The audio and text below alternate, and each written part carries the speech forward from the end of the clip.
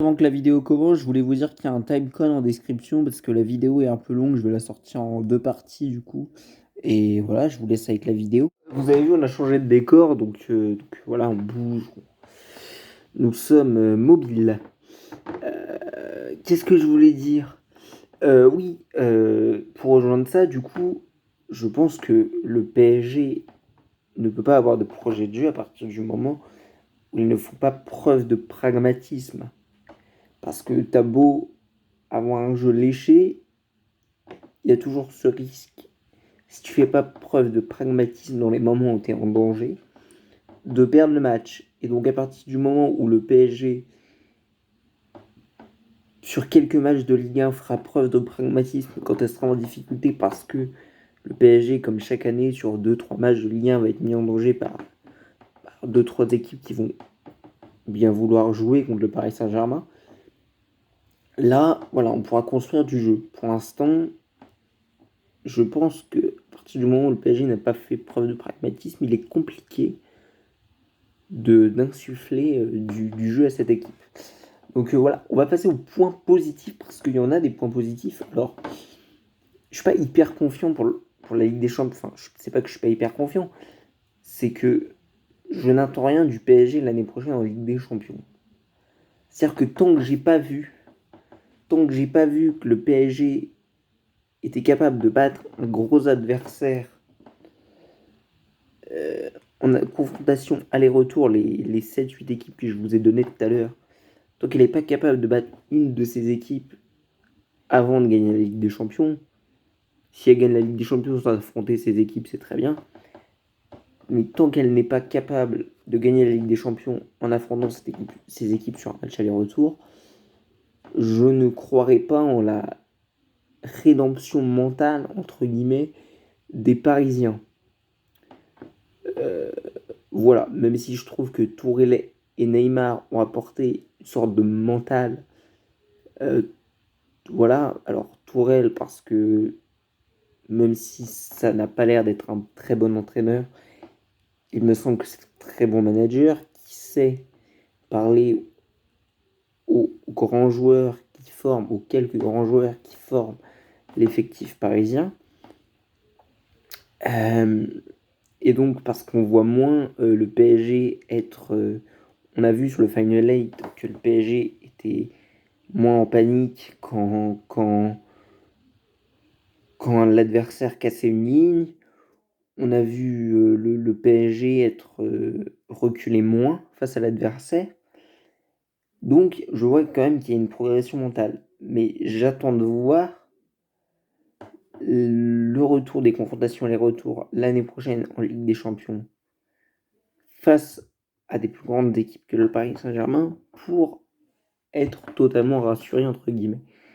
Euh, Neymar, pourquoi il apporte du mental? Selon moi, c'est parce que dans les deux dernières campagnes de Ligue des Champions, il n'était pas là parce qu'il était blessé.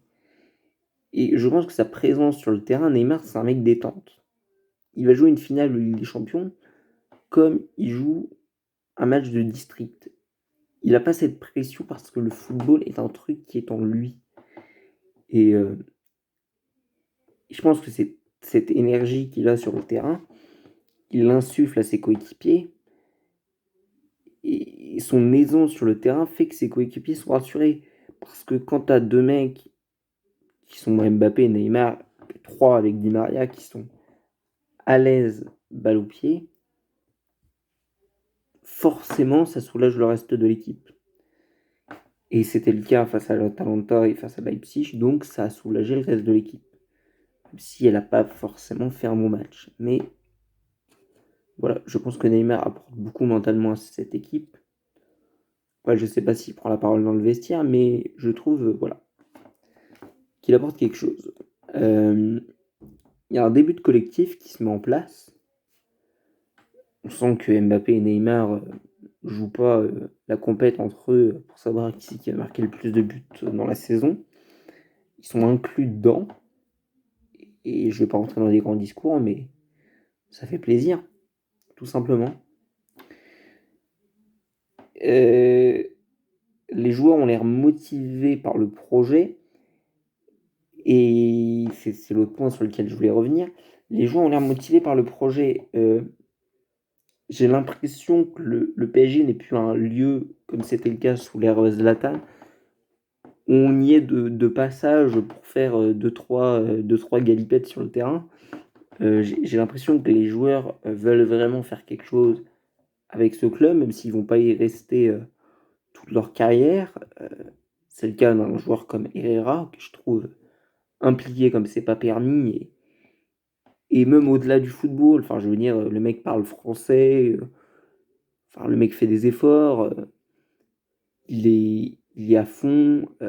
Voilà, je suis un mec comme Bernat, a l'air aussi très impliqué par le projet. Neymar, tout simplement, a l'air plus impliqué. Voilà, il y a quelques joueurs comme ça qui semblent plus dedans, tout simplement. Qui ne sont pas juste là pour faire le mariole sur le terrain face à Amiens, quoi. Donc, c'est un point positif, et c'est sur les 3 points que je viens de vous énoncer qu'il faut que les dirigeants parisiens travaillent. Et peut-être que là, on aura affaire à un grand club. Voilà. Et sur tous les autres points que je vous ai donnés avant d'ailleurs, sur les points négatifs aussi. Euh, et en parlant de dirigeants, ça a l'air d'être moins le bordel à la tête du PSG. Chacun sait ce qu'il doit faire. Il y a 2 patrons qui sont Nasser et Leonardo. Nasser qui est le président du club, Leonardo qui s'occupe du sportif, et t'as pas le directeur du PQ au PSG, le directeur des spaghettis, tu vois, il y a pas 36 postes. Euh, c'est, c'est bien, c'est cool, et ça fait une structure, et tu sens que les joueurs sont moins perdus au milieu de tout ça, et ils savent à qui ils ont affaire, et Leonardo sait à qui il a affaire aussi, et il sait tenir ce groupe également, et ça fait plaisir. Et tu sens que Tourelle, contrairement aux autres entraîneurs, a du pouvoir. Parce que s'il n'avait pas de pouvoir, jamais tu aurais vu 3 milieux défensifs dans la compo face au Bayern. Verratti aurait été obligatoirement sur le terrain. Là, c'est Tourelle qui dirige son équipe. Et je crois que les Qataris ont compris que pour gagner, il fallait laisser de la place à l'entraîneur. Et les adjoints de Tourelle ont l'air d'être de très bons adjoints. Contrairement à ce qu'on pouvait penser avec Emery. Et ça, c'est bien aussi d'avoir des bons adjoints qui te suppléent quand t'as pas vraiment forcément la capacité de faire ci ou ça. Donc, voilà ce que je pouvais dire à peu près sur les points positifs au PSG. On va passer aux performances individuelles de chaque joueur, et ça va nous permettre de parler du match un peu plus en profondeur. C'est parti. Putain, c'est incroyable, on change encore de décor. Appelez-moi Eric Antoine. Voilà, on part sur les compos d'équipe. On va commencer par celle du Bayern, avec dans les buts Manuel Neuer. Qu'est-ce que tu veux que je te dise? Incroyable gardien, sans doute un des meilleurs de l'histoire. Enfin, non, le meilleur de l'histoire. Il n'y a rien à dire, parce que Buffon fait des arrêts plus extraordinaires, mais il nous a gratifié dans sa carrière de quelques boulettes quand même.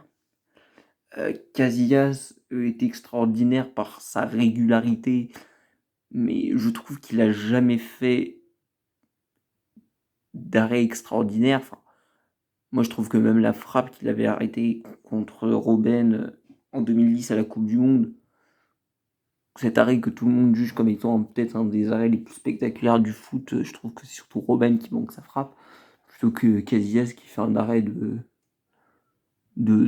malade.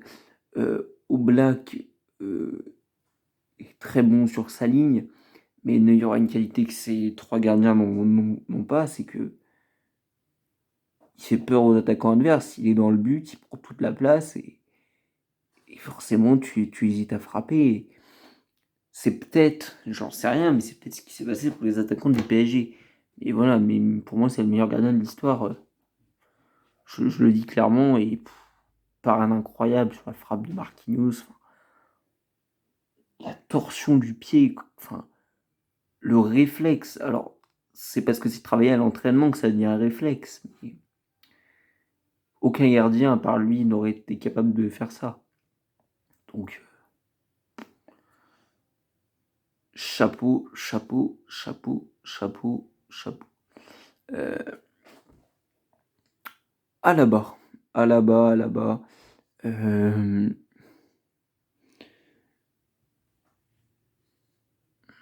Je l'ai trouvé en difficulté. Pas très bon. Après, je veux dire, les 9 joueurs qu'il a autour de lui sont tellement forts que ça se voit pas, quoi. Il est pas bon hier soir, mais je veux dire, les 9 joueurs qu'il a sont tellement forts que voilà, je trouve qu'il s'est fait dépasser par les rares occasions parisiennes, par Neymar et Mbappé. Neymar qui était pas dans un grand soir pourtant. Donc voilà, Boateng, Boateng est là-bas, à aucun moment ils sont allés sur le porteur du ballon et à chaque fois que Neymar et Mbappé faisaient des incursions, ça reculait.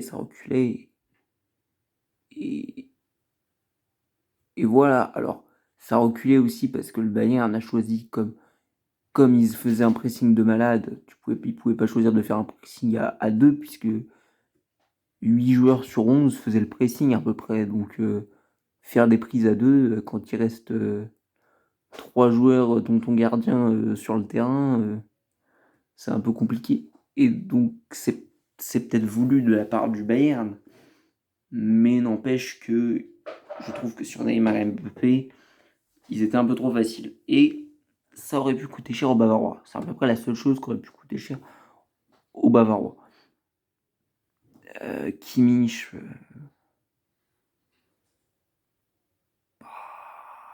il a tenu, hein. Solide. Il me semble qu'il est pas trop monté sur le terrain et qu'est-ce qu'il est fort sur les appuis. Je sais pas s'il a raté des passes dans ce match. C'est incroyable. Et c'est les, les cyborgs allemands étaient présents. Les cyborgs allemands. Voilà, mais incroyable de solidité et, euh, et chapeau l'animal. Et bravo. Voilà, tout simplement. Davis, il y a beaucoup de monde qui ont dit qu'il s'était fait dépasser. C'est vrai qu'il s'est fait dépasser par les latéraux parisiens, un peu par Neymar, mais il a tellement il a tellement un volume sur le terrain. Ce mec doit avoir un cardio pas possible que il arrive toujours à se rattraper de ses erreurs. Offensivement, il est présent. Il s'est fait un peu dépasser. Sans doute a-t-il pris à la légère certaines interventions défensives parce qu'il voyait que son équipe faisait tellement un bon pressing qu'il disait qu'il avait sans doute pas besoin de beaucoup intervenir. Et bon, ça s'excuse parce que le garçon a 20 ans, donc peut-être que quand il aura 22, 23, il se dira bah non, faut pas que je fasse ça parce qu'un de ces 4, ça va me jouer des mauvais tours. Mais offensivement, toujours là en fait, toujours là. Et le mec doit avoir un cardio, c'est pas possible. Il court dans tous les sens, c'est incroyable. Donc voilà, c'est pas grand chose à dire sur lui. Il- voilà, c'est pareil pour Alcantara et Goretzka, aucune passe loupée, présence physique incroyable, ils ont pareil de courir de tout le match. Comme Davis, en fait, je sais pas, tu vois. Mais tu sens que ça travaille le cardio à l'entraînement et que c'est pas les petits exercices en salle qu'on peut voir dans certains clubs. Donc, c'est c'est incroyable, Alcantara, Goretzka.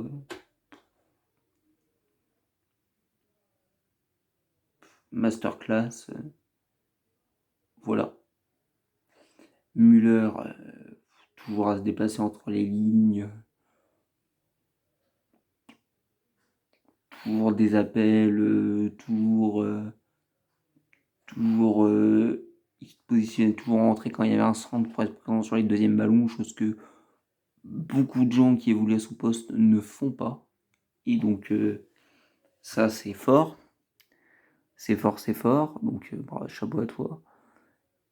Et, euh, et donc je dis chapeau à toi comme si tu regardais la vidéo. Mais,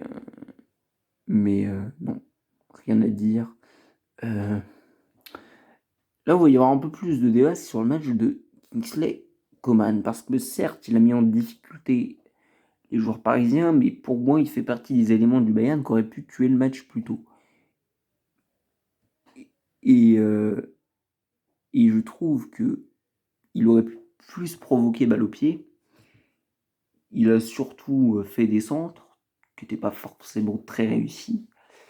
Mais comme Bernat et Kerrer n'étaient pas dans le coup, bah, il les a mis en difficulté quasiment tout le temps. Donc je veux dire que la bonne prestation de Coman est plus due à la mauvaise prestation de Kerrer que, que Kerrer. Je ne sais pas si c'est Kerrer, j'ai peut-être des bêtises, qui était sur son côté.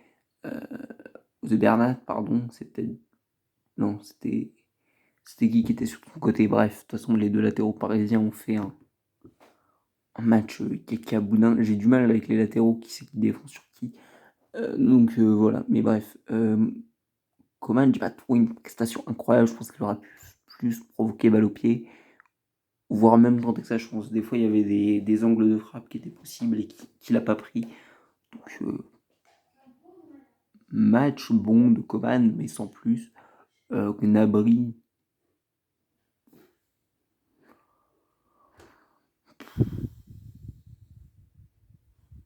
bah, il y a encore des gens qui veulent faire des comparaisons avec Mbappé. Les gars, puis il a vu que son équipe maîtrisait, donc il a pas joué, quoi. Il a fait une sieste. Une sieste, le gars. C'est pas possible, là. Faut arrêter, faut pas faire ça. Et, enfin bref. Euh, Lewandowski, il était très bon. Toujours les bons appels. Toujours présent dans la surface. Même quand il fait des frappes éclatées, ça touche le poteau. Enfin, une présence athlétique incroyable. Physiquement au-dessus de tout le monde. Tu m'étonnes qu'Herrera il fait le poids d'un ficello. Tu m'étonnes qu'il se fait bouffer par Lewandowski, Marquinhos. C'est pareil. Enfin, Lewandowski, incroyable, dos au but, qui sait conserver le ballon. Et ça manque d'attaquants qui conservent le ballon quand ils sont devant le but. Donc, rien à dire. Voilou, voilou. En ce qui concerne les remplaçants, je vais essayer de me souvenir de tête qui est rentré côté Bayern. Zule. J'ai vu son collier de barbe, j'ai fait ouh là là là là là là, Nicolas, ton collier de barbe, il va faire des bêtises. Voilà. J'aime pas trop les colliers de barbe. Je trouve pas ça très. Voilà, bon, il est arrivé avec son collier de barbe, j'ai fait ouh là là, tu vois. Mais largement plus solide que Boateng. Là, il s'est pas fait dépasser et disons qu'il a compensé les erreurs défensives de Davis. Très très bien, très solide sur les appuis, point barre. Coutinho, voilà un joueur pragmatique. Coutinho est un très bon joueur de ballon, mais quand il faut conserver le résultat, il est là. Pour conserver le résultat, qu'est-ce qu'il faut faire? Il faut un mec qui conserve les ballons. Et c'est ce que très bien fait l'ami Philippe Coutinho.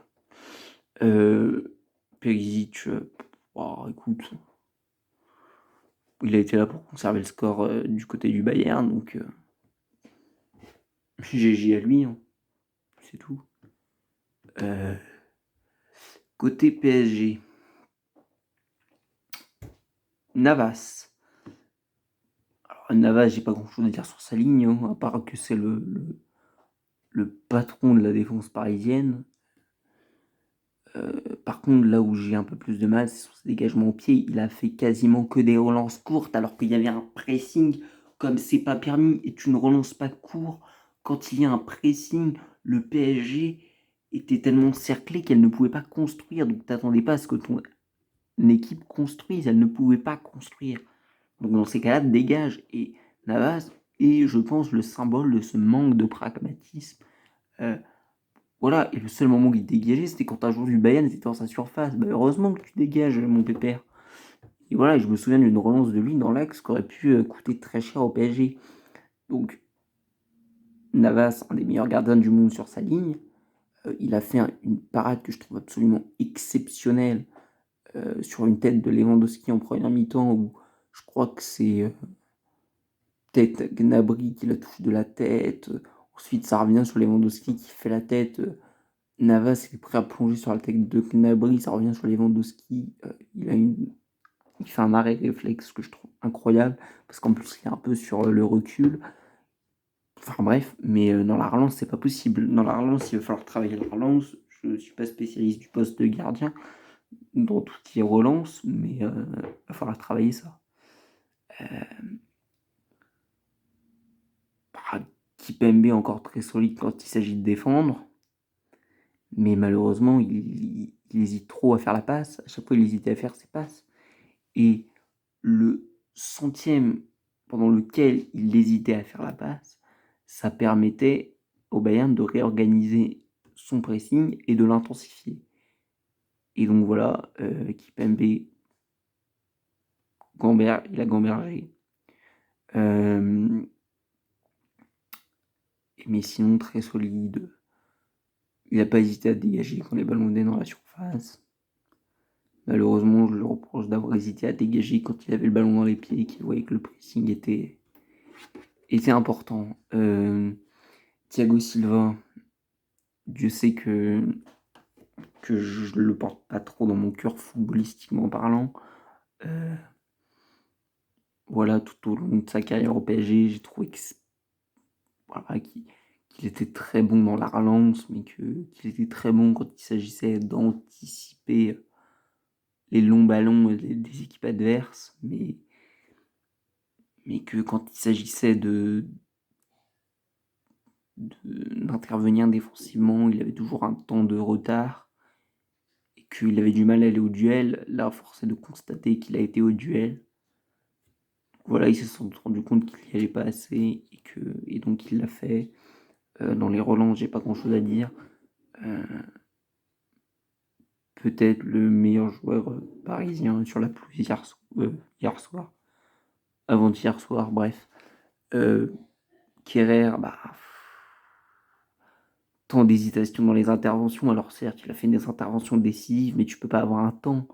Parce que forcément, tous les attaquants du Bayern, ils se replaçaient au moment où il y avait ton temps d'hésitation. Et le PSG a perdu un max de temps avec ses hésitations défensives. Voilà, il s'est fait bouffer à l'épaule par les attaquants. Par les attaquants. Je suis désolé, mais tu peux pas mettre Kehrer au poste de latéral. Défense centrale à la limite, ok. Parce que t'as peut-être comment dire, moins aller au physique, tu vois. C'est plus un métier où il faut dégager, quoi. Il fait le poids d'un ficello, Kehrer. Il faut pas le mettre, en latéral. Il se fait bouffer à l'épaule à chaque fois. Il se fait dépasser, il se fait courser comme c'est pas permis. Voilà, Kingsley, il lui a mis la misère, hein, malheureusement. Je crois que c'est lui qui est fautif sur le but. Enfin, pour moi, le but que prend le PSG, il laisse venir le Bayern. Ils ont un temps de retard. C'est pas qu'ils ont un temps de retard, c'est qu'ils hésitent. Et Coman, il est tout seul, il est laissé tout seul, je sais pas par qui. Mais bon, c'est une erreur défensive collective, donc il n'y a pas un joueur à blâmer en particulier. Mais les plus grosses erreurs du PSG, pour moi, elles sont pas offensives. Parce qu'en face, t'avais un très bon gardien. Et Et à la limite, je peux comprendre qu'Mbappé ait raté ses occasions. Alors, je défends pas complètement le match de Mbappé. On va en parler tout à l'heure.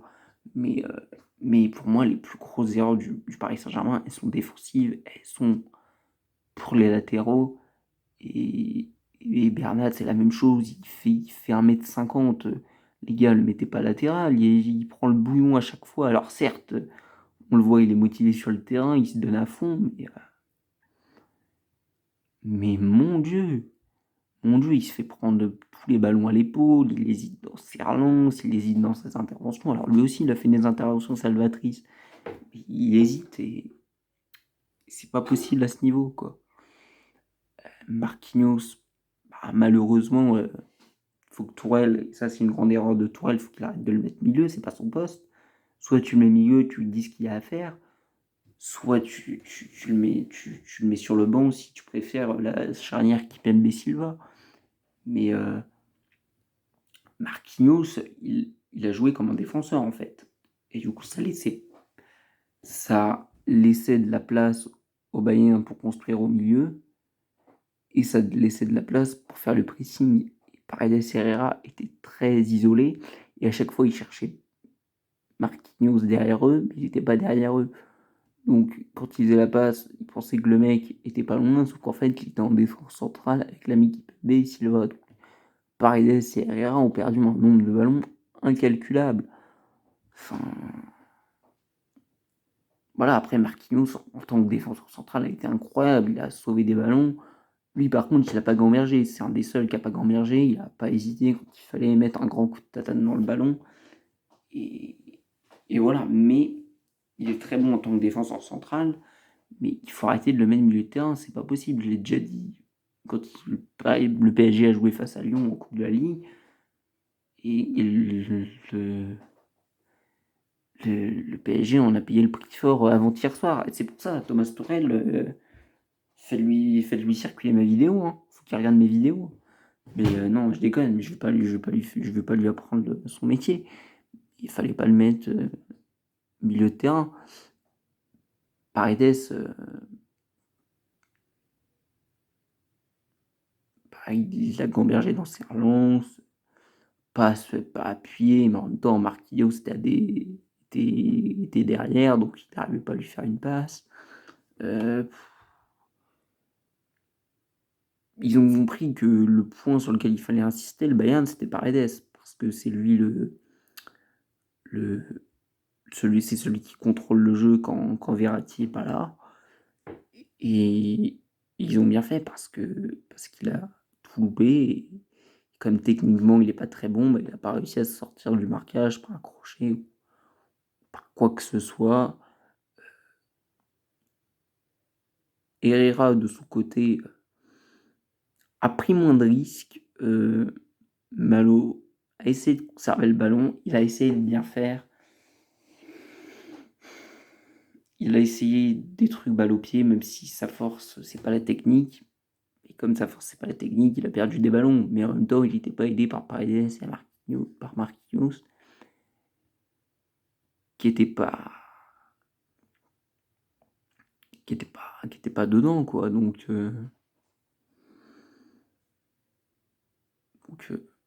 voilà. Neymar, l'ami Neymar, on va faire son procès, quoi, faire son procès. Voilà, je sais pas combien il va prendre ferme, mais il va prendre cher. Non, non, non. Mais je pense qu'il est à deux doigts de marquer le but quand il frappe en première mi tout début de première mi-temps face à Neuer. Malheureusement pour lui, le ballon part du mauvais côté et ça va pas dans le but, ça part en corner.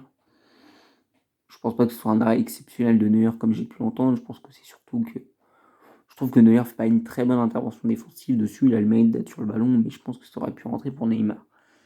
Voilà, Neymar a eu des occasions, il les a pas mises au fond. Et, et beaucoup de gens ont dit ouais, Neymar et Mbappé pouvaient pas redescendre sur le terrain, c'est pas leur boulot. Enfin, sauf que quand ton équipe elle maîtrise pas le ballon techniquement, si, quand t'es attaquant, ton boulot c'est de redescendre sur le terrain pour aller chercher les ballons justement. Et comme toi techniquement t'es supérieur à des milieux de terrain, c'est justement d'aider à sortir ces ballons pour aller vers l'avant tout simplement. et à aucun moment Neymar n'est redescendu. Et pire que ça, il s'est excentré comme c'est pas permis, alors que la dernière fois qu'il a joué en tant qu'ailier, bah, c'était au FC Barcelone. Non. Non, il était pas dedans et puis je sais pas, il passait jamais son ballon au fur et à mesure du match parce que, bon, peut-être parce qu'il sentait que les joueurs derrière étaient pas dans le coup et c'est pour ça qu'il était le seul à pouvoir aider le Paris Saint-Germain.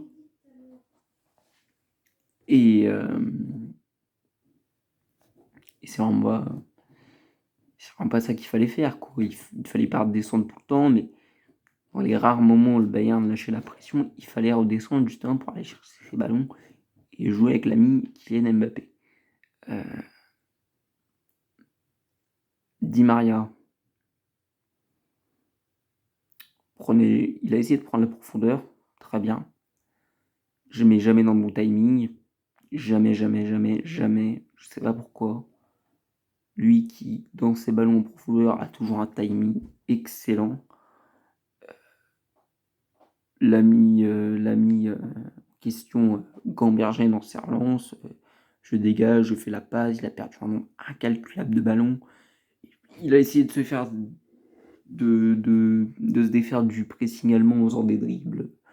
Sauf qu'il y avait un chien armé qui s'appelait Goretzka pour l'attendre à chaque sortie. Donc laisse tomber quoi. Voilà, jamais proche des deux autres attaquants qui étaient Mbappé et Neymar. En même temps, ça peut se comprendre. Neymar était à des années-kilomètres à des années-lumière de Mbappé. Mais Di Maria, sans doute le plus mauvais des 11 joueurs sur la pelouse. Mbappé, je vais l'excuser, il fait pas un très bon match. Il fait un moyen match. Il fait un moyen match parce que on peut pas lui reprocher les occasions qu'il a loupées, parce qu'en face, il y a un gardien qui s'appelle Manuel Neuer. Et à la limite, il y a une occasion qu'on peut lui reprocher, c'est l'occasion à la fin de la première mi-temps sur une passe d'Herrera. Sauf que Mbappé fait la passe à Herrera, Herrera est tout proche du but, et à ce moment-là, il n'a pas de solution. La seule solution pour lui, c'est de frapper au but. Sauf que Monsieur Herrera ne frappe pas au but et il voit dans son rétro Mbappé. Il voit dans son rétro Mbappé et il décide de faire la passe. Sauf que Mbappé pense qu'Herrera va frapper, comme tous les gens qui regardent la télé, comme tous les mecs qui sont sur la pelouse, je pense, en plus. Et non, il fait la passe.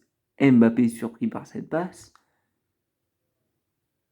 n'est pas en bonne position. Il est sur le reculoir. Et forcément, il recule en faisant sa frappe.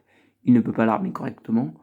Ça aurait été un autre gardien, peut-être qu'il aurait mis en difficulté le gardien, sauf qu'en face, c'est Manuel Neuer. Il prend la place comme c'est pas permis dans les buts. Et forcément, il l'a arrêté. Voilà. Pourquoi Mbappé a pas fait un mauvais match? Parce qu'il a mis en difficulté les défenseurs du Bayern, tous autant qu'ils sont, à chaque fois qu'il a accéléré. Il a eu des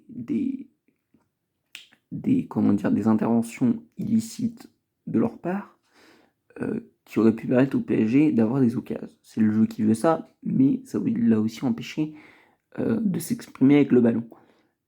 Le seul truc que je lui reproche dans ce match, mais qui est quand même un gros reproche, c'est comme Neymar, c'est de ne pas avoir décroché dans les moments où le Bayern désintensifie son pressing. Et je pense qu'il aurait grandement aidé le Paris Saint-Germain à décrocher.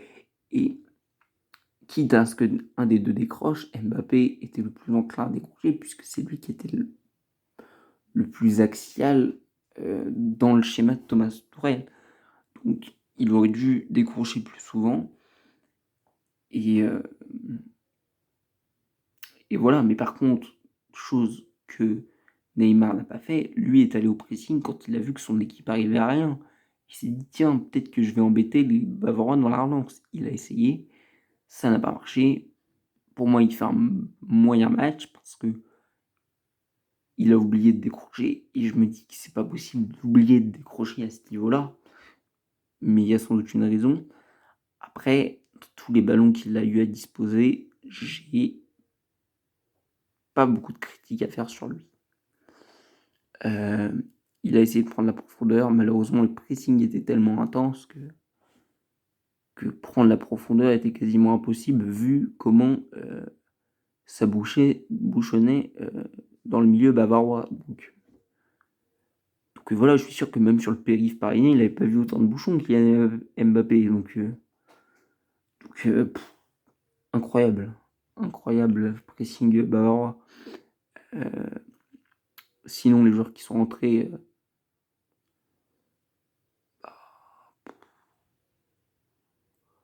Kurzawa fait le boulot défensivement. Je pense qu'il s'est dit si je fais pas le boulot, Nasser il me vire.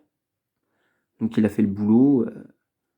Voilà, je pense qu'il a pris conscience de la situation dans laquelle était le PSG. Et là, il a pas gambergé 3 secondes.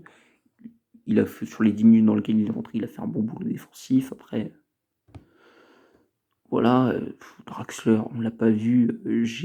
J'ai pas mal aimé son entrée contre l'Atalanta, mais là, Draxler, il est bon un match sur deux. Soit il est très bon, soit il est très mauvais. Là, il est très mauvais. Je pense que le PSG peut pas continuer avec un joueur qui enchaîne le très bon et le très mauvais un match sur deux, quoi. C'est pas possible, quoi. C'est pas la roulette russe, tu choisis pas, quoi. C'est pas. Bref. Et Verratti, par contre, qu'est-ce qu'il est bon quand il fait pas ses demi-tours à 5 mètres de sa surface de réparation. Parce que qu'est-ce qu'il a aidé le PSG techniquement par ses crochets courts à se défaire du marquage, par ses passes sorties du cerveau d'Einstein. Voilà, c'est incroyable. Mais voilà, Verratti, il faut juste qu'il arrête de prendre des jaunes et qu'il arrête de discuter avec l'arbitre. Et là, on l'a encore vu dans ce match, il a discuté avec les arbitres, mais arrête! Discute avec, je sais pas, discute avec ta tante, discute avec les arbitres. Enfin, bref, Marco Verratti a le don de m'agacer. Voilà. Choupo-Moting est rentré. Lui a essayé de prendre les ballons et de décrocher. Bon, il a aussi profité des bonnes passes de notre ami Verratti. Il a tenté et j'ai envie de dire merci Choupo pour tout ce que tu as fait pour cette équipe. Et voilà, bravo à toi pour ces deux belles saisons au PSG pendant lesquelles tu as remporté pas mal de titres quand même. Tu as fait une finale de Ligue des Champions, c'est pas rien, quoi. Donc voilà. Je pense que si je reviens sur le match en général, et après on va s'arrêter là parce que cette vidéo va encore durer 1 heure, je mettrai un timecode en description pour pas que vous vous endormiez devant cette vidéo. Le match était intéressant parce que c'est un match qu'on n'a pas l'habitude de voir. Je n'ai jamais vu une équipe faire autant le pressing que le Bayern. Et donc rien que pour ça, ce match était incroyable. Pour moi, ce match restera peut-être dans la légende de la Ligue des Champions pour ce pressing incroyable et pour le fait que malgré que le PSG ait été énormément en difficulté, ce soit créé quand même un nombre d'occasions assez important, voire supérieur au Bayern. J'ai pas vérifié, mais il paraît que le PSG c'est plus d'occasions que le Bayern. Pourtant, quand tu regardes le match, t'as pas vraiment l'impression.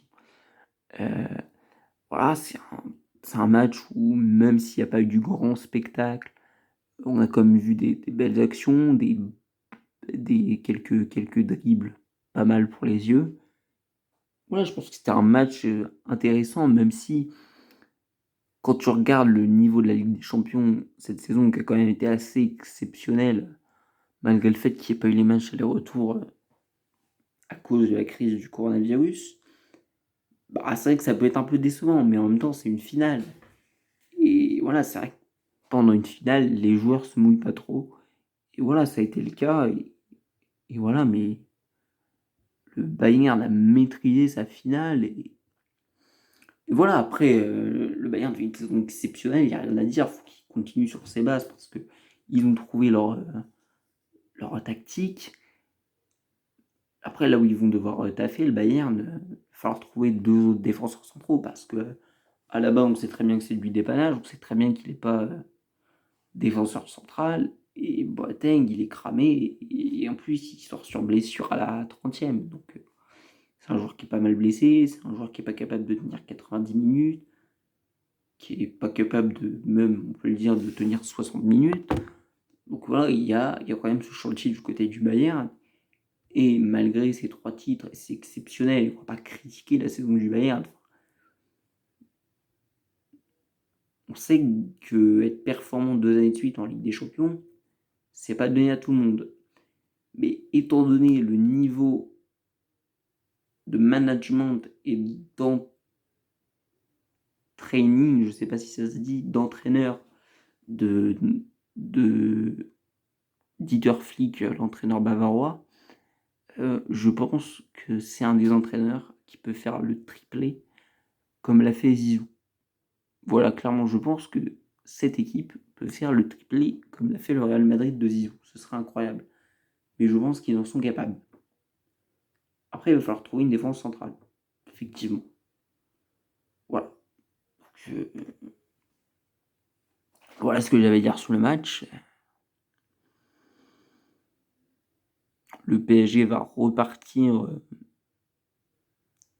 sur une saison.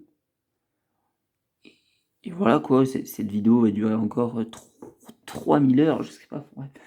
J'ai été un peu long, pourtant je pensais que cette vidéo elle est peut-être plus courte que la première que je vous avais balancée. Mais non. Donc voilà, abonnez-vous, parce que je vois qu'il y en a beaucoup qui s'abonnent pas. En même temps, je comprends, hein, je fais pas du contenu incroyable, mais abonnez-vous quand même. Abonnez-vous quand même, juste pour le plaisir de mes beaux yeux. Et voilà, et en avril, je vais revenir sur cette chaîne, et en avril, je vous promets pas, parce que je vais pas commencer à promettre des trucs sur YouTube. Déjà que je promets des trucs dans la vie, je tiens pas. Donc si je promets des trucs sur YouTube, vous allez me dire c'est qui se guignole. Mais je vais revenir avec des contenus en avril qui vont pas être des contenus foot. Voilà, je sais que il y a beaucoup de gens qui se sont abonnés à cette chaîne mais qui n'aiment pas le foot, puisque la plupart des gens qui se sont abonnés à cette chaîne me connaissent forcément. Donc voilà, on va revenir avec d'autres contenus. En avril, on va toujours parler de foot, parce que c'est ma passion et que j'aime en parler tout simplement. Bon, c'est une de mes passions d'ailleurs, mais voilà, je reviens avec d'autres contenus et, et voilà, et des contenus un peu plus travaillés. Alors on va pas se mentir. Je mettrai un timecode en description pour cette vidéo et tout va bien se passer, voilà. Je vais sortir une vidéo là à la suite de celle-là où je vais revenir sur le parcours lyonnais et où je vais pas faire un espèce de pronostic sur la saison de Ligue 1 parce que la Ligue 1, je vais regarder quelques matchs, mais ça m'intéresse pas vraiment, pour tout vous dire. Un espèce de débrief du parcours de l'OL en Ligue des Champions qui était incroyable. Et donc voilà, on va revenir, voilà, on va essayer de pronostiquer la saison de Lyon, entre guillemets. Et voilà, je pense que je vais suivre cette équipe parce qu'elle m'a donné quelques éléments intéressants en Ligue des Champions qui me disent qu'ils peuvent faire une bonne saison en Ligue 1. Et on va faire un peu pareil pour le PSG. Je ne vais pas rester très longtemps sur le PSG parce que j'ai déjà dit beaucoup de choses dans cette vidéo. Mais voilà. Et sinon, je pense que je ferai un best-of que je vais vous envoyer début septembre avant que je m'en aille vers d'autres aventures de ma vie. Un best-of de toutes les conneries que j'ai pu dire dans mes vidéos, que j'ai pas forcément mis en vidéo parce que c'était pas intéressant.